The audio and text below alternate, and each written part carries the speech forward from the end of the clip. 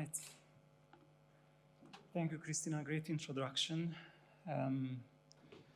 Good morning, everyone, and thank you a lot for the invitation, which I was very quick to accept. It's not just because of the location, but simply because the subject matter of this event is something that I feel very close and I feel very passionate about. And it's a topic which is becoming more and more important. We see the importance of sufficiency being elevated across Europe, especially when people are, and the industry policymakers are asking, what are the options left? We are simply running out of the measures, of the opportunities of staying within planetary boundaries. So what are next?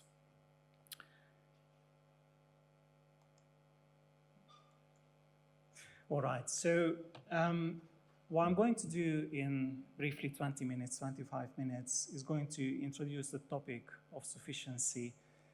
We'll provide a bit of overview of what the impacts, the implications are of the concept when it's being applied to the built environment, and also very much in relation to the topic of this conference today is how do we articulate the value, how do we make the business case for something which is essentially ask us to do less or to do more with actually less physical resources, less natural resources, and better use the existing built environment. And although this is in English, it's still blah, blah, blah, blah.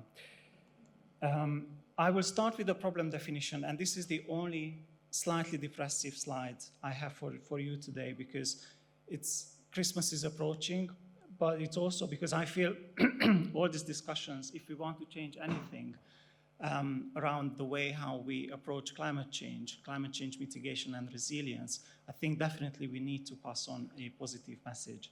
So I will try to turn this over a bit, but I just want to reflect maybe on one thing from the very many figures that you see here, is that 75% of the European building stock is currently inefficient.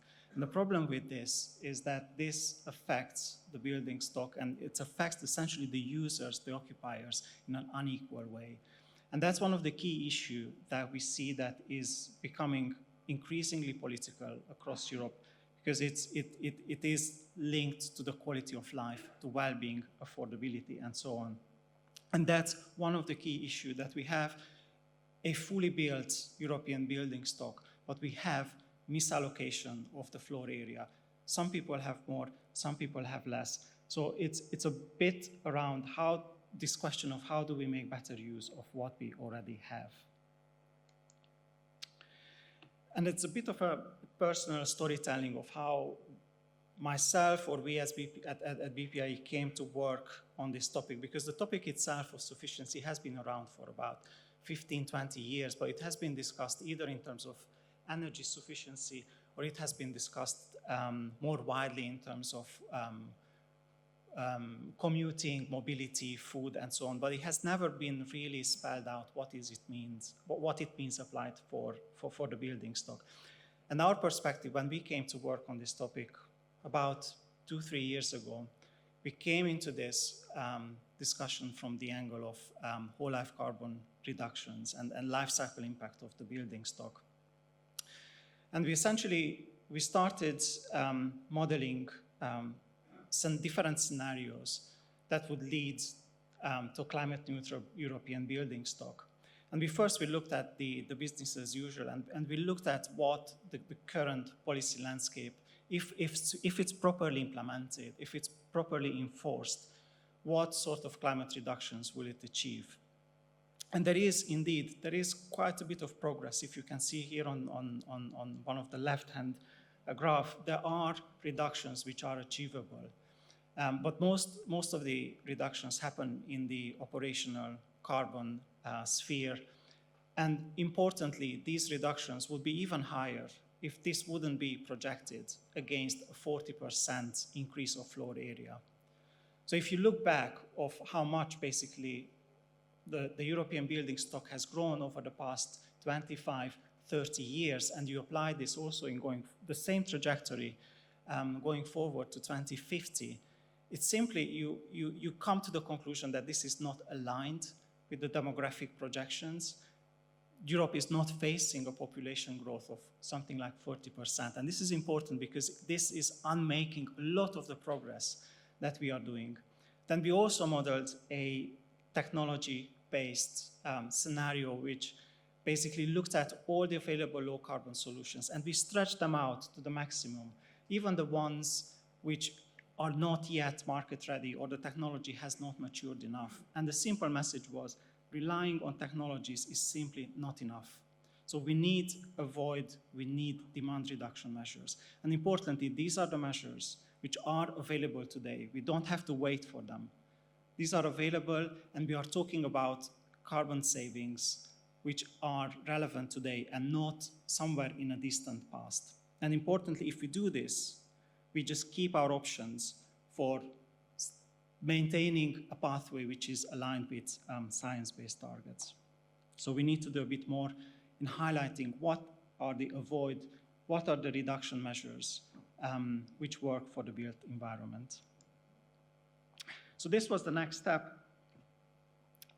We followed up with 2 other studies for the European Commission where we try to spell out, try to define what sufficiency is for the built environment. And we defined it in this way.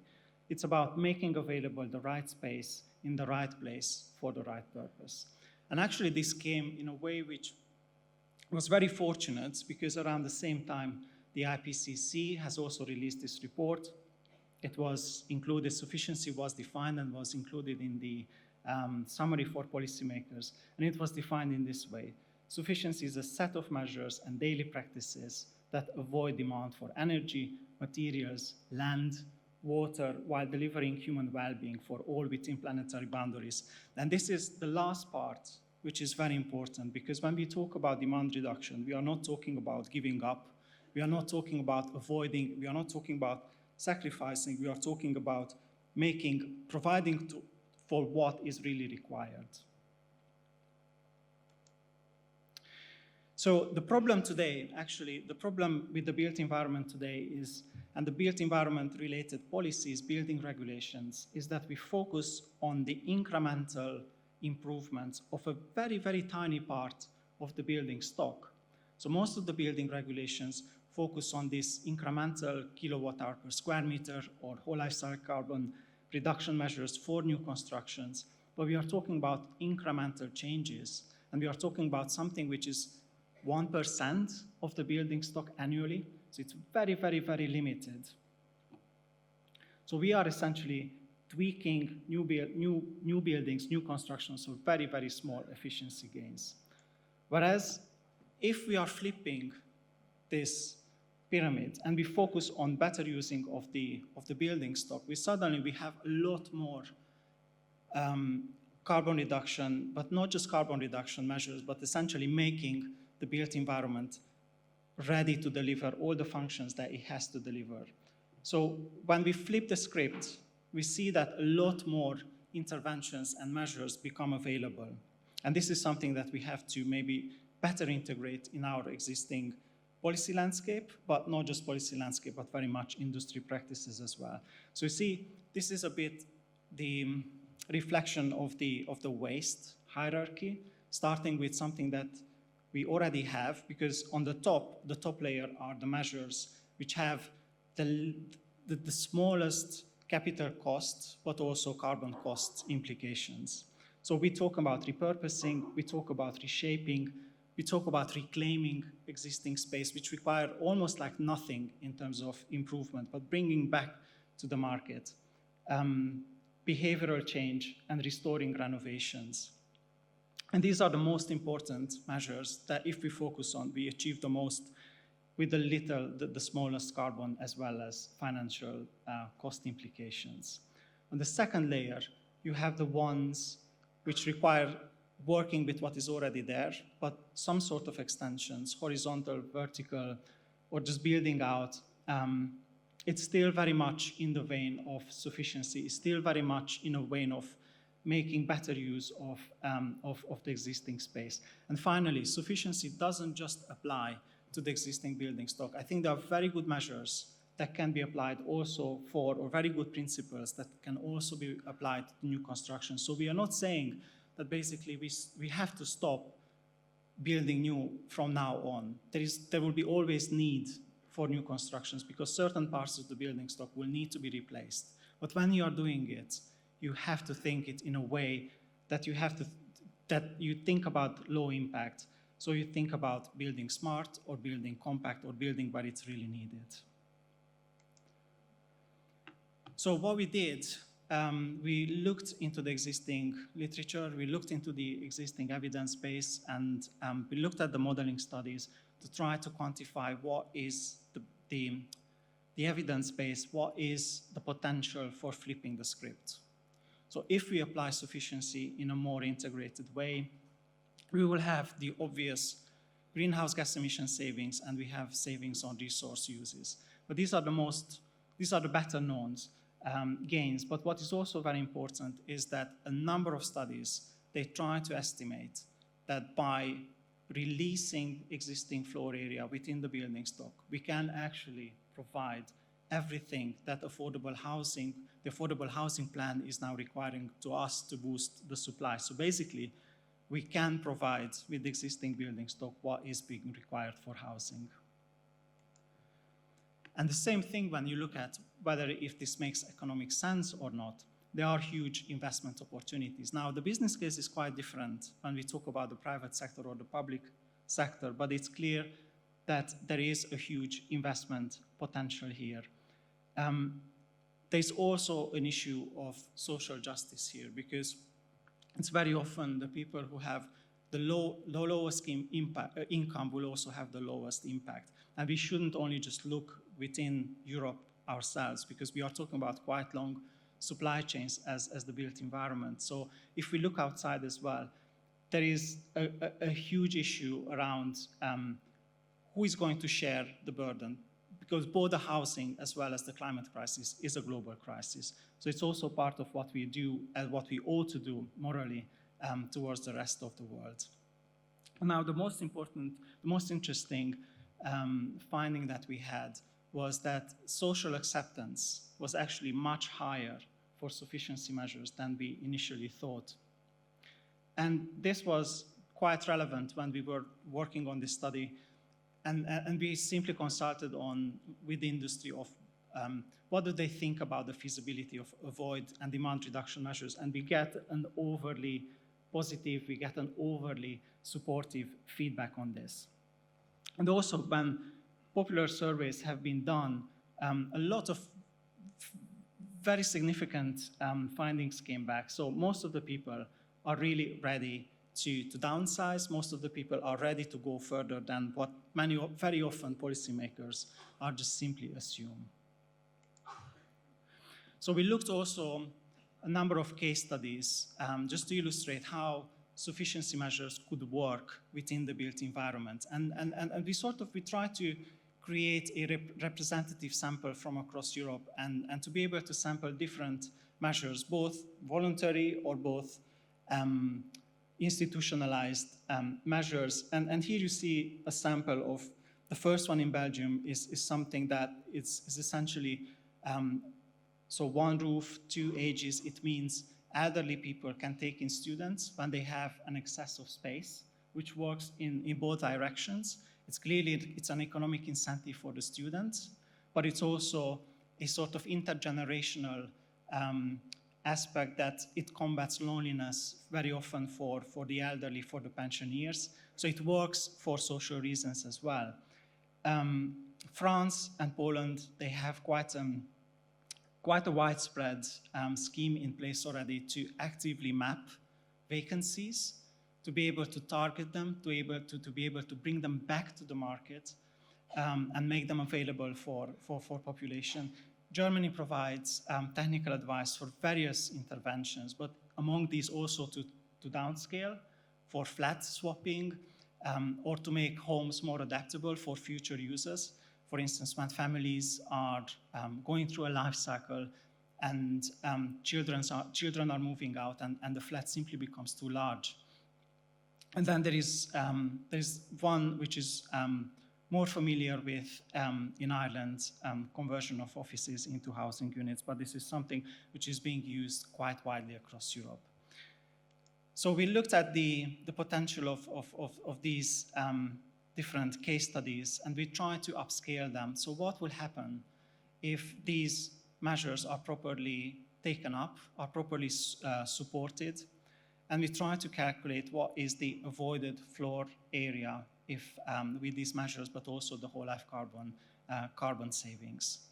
And we came more or less to the same conclusion that these other studies that I've been talking about reached. Essentially, if we focus on these initiatives, we can almost completely, well, here in this case, 120% means that we can release more space than actually the need for new construction is. Now, when we talk about the potential, it's not just the greenhouse gas emission savings or the resource savings. And this slide is important because when we looked at what was the driver behind many of these initiatives, climate considerations were essentially very, very few. Most of the reasons why these initiatives has been put in place were for other reasons. And I just wanted to mention these because when Bruno will talk about the value creation and how do we decouple growth from the environment, these are important levers, or these are the important ways of how we can articulate the value. Now, just very briefly, because we also followed up on this, this is just a very recently released study which found its way also to the Affordable Housing Plan, which was released yesterday in Brussels by the European Commission. And we looked at the low-hanging fruits. Some of these sufficiency measures, as you may imagine, are a bit more politically, a bit more controversial. But something like adaptive reuse, converting offices into affordable housing, was something that we thought is something that can be supported right away. So we looked into what are really the implications, what are the impacts, what are the success ingredients, what works, what doesn't work on the ground. And we are looked into affordable housing because, yes, adaptive reuse and conversion of offices is quite widespread in some capitals of Europe. But what results in is very often is gentrification. It's very often into luxury apartments. So we looked into how can we make this technically and financially viable for affordable housing, when we also know there are rent caps or there are valuation caps, or simply when you rent out for social housing, the income is not as high when for commercial use. And yes, we also do appreciate that there are higher risks involved with conversion projects, but we had a representative sample, and one of the case studies was actually from Barcelona, which was super, super interesting, and it has achieved something like an 80% whole life carbon reduction simply by reusing the existing structure and the facade as much as possible, and it has created a diversity of flats for a diversity of needs, and it managed to do this in a way that it paid off, and it managed to do this in a way that it was also creating a quality space for its tenants. But this is, again, a clear case that whereby we need a more thorough guidance and a more of what works, of what doesn't work. Because very often when we talk about sufficiency measures, we talk about high-level principles. But and very often we look at, yes, it's about higher use intensity. It's about the better use of what we have already. But what does it mean concretely? What sort of measures will provide us? That's something that there is still quite a bit of a research gap. So this is almost my final slide. And here I just wanted to reflect a bit of, again, what does it mean to apply sufficiency? And it's about delivering against human needs. It's also like what we learned from the office to housing conversions. It's not just about the building sector, because you can't place tenants in otherwise an empty neighborhood of other office buildings, which are just being used from 9 o'clock in the morning until 5 o'clock, and after that in the evenings are deserted. It's very important to look at the value creation in a bit more systematic way. So to look at also like communities, look at mobility, look at also consumer goods, because this is the way how we can also influence behavior and we can influence perceptions. So this is, if we want to unlock what is innovation, what is also, I think, resilience for the industry, it's very important to start looking. So what does it mean exactly for the built environment? So I think, yes, we, again, as I said, we have to start somewhere which is beyond the individual building level. Then also, importantly, we have to look at built environment ownership. And we have to look at to what extent we can separate land from the building, because this is maybe something that can work against the very often quoted financialization of the residential sector, something that we have seen that has led to the current crisis in terms of affordability. Repurposing, retrofitting, I think this is obvious, right? This is something that we have been talking about, because efficiency and sufficiency, this is not something that is being posed one against each other. It's clearly very often, it has to go hand in hand. There is no sufficiency without efficiency, and the other way around. There are really important opportunities to make sense here. And then finally, it is indeed about higher use intensity, but not in a way that has to be imposed. It's not about imposing caps, okay, that you have, I don't know, 25, 30 square meter per capita. It's not about this, but it's about it's enabling those who will want to live smaller, or those who want to downsize, or those who want to embrace sufficiency measures to be able to do. It's about removing the obstacles, removing the barriers. And I can just give you a very quick example in the way how when we looked at the conversion of offices into housing, there were prescriptive building regulations around car parking places, simply because, residential conversions, building regulations required this. Even if we knew that the tenants who are going to use that space, they are social, there are people who would benefit of social housing. They wouldn't have a car, they wouldn't use those parking places. Simply, it was like a small thing, but it essentially could have flopped the whole conversion project. So it's about the small details of removing the barriers for those who want to downsize. And finally, because I promised to end on a positive note, I just wanted to say that still I feel that we were very, very, very much and very often thinking about new construction as being beautiful, or what we think always around how to solve the affordability crisis is about boosting supply by new construction. I just wanted to say that the future is already built, and I think it's already beautiful.